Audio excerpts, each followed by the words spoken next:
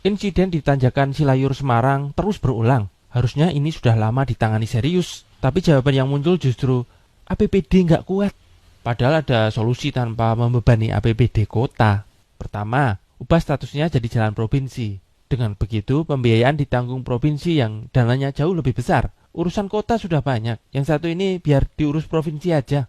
Kedua, minta bantuan pemerintah pusat. Katanya sudah diajukan. Tapi pertanyaannya, kenapa baru sekarang? Kecelakaan di sini kan udah terjadi bertahun-tahun.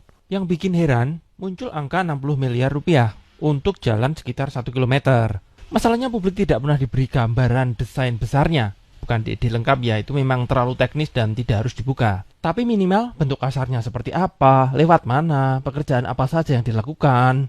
Itu seharusnya diumumkan ke publik. Bandingkan dengan Tanjakan Celongop, panjang 2,5 km, biaya 64 miliar. Biayanya hampir sama, tapi panjangnya hampir 3 kali lipat. Atau proyek JJLS di dekat Parangtritis, 5,6 km, biaya 254 miliar. Sekitar 45 miliar per kilometer, dengan medan jauh lebih ekstrim. Masa iya Silayur yang relatif landai bisa 60 miliar per kilometer? Kemungkinan besar mahalnya di pembebasan lahan, bukan? Pinggir jalan, harga tanah mahal, harus menggusur bangunan mungkin. Belum lagi harus bongkar jalan yang lama. Padahal solusinya sederhana, bikin jalur baru di belakang hutan Silayur. Tanah masih kosong, pinggir kali, pasti jauh lebih murah. Ibarat bangun rumah, tukang pasti lebih milih bangun baru daripada renovasi. Karena renovasi seringnya lebih ribet dan mahal. Bikin saja jalan baru 3 lajur, 2 naik 1 turun. Khusus angkutan berat, kendaraan kecil tetap lewat jalur lama aja. Di sebelah sini malah tanah kosong, tidak perlu pembebasan lahan. Di depannya ini, walaupun di Google Earth masih berupa bukit, dalam kenyataan udah rata ini. Langsung bangun jalan bisa, tidak perlu motong bukit. Kemudian ini kan kena area hutan ya. Ya tinggal tukar guling aja, nanti bikin hutan di tempat lain.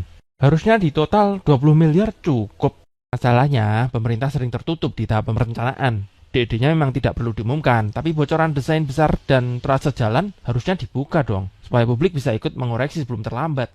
Contoh lain yang masih bikin anyel, air terjun Kedung Kandang tempat seindah ini justru dibelah jalan. Padahal cukup digeser 300 meter. Air terjun tetap utuh, jalan tetap jadi. Biaya mungkin nambah dikit, tapi alamnya kan tidak rusak. Bahkan dengan jalan itu pasti air terjunnya akan jadi sangat terkenal karena di tepi jalan besar. Sekarang malah dibuat taman di bawah jembatan.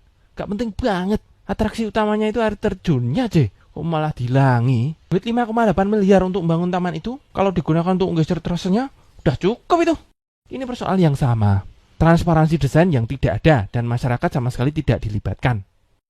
Sekian, terima kasih. Kalau mau nyawer monggo, link ada di bio.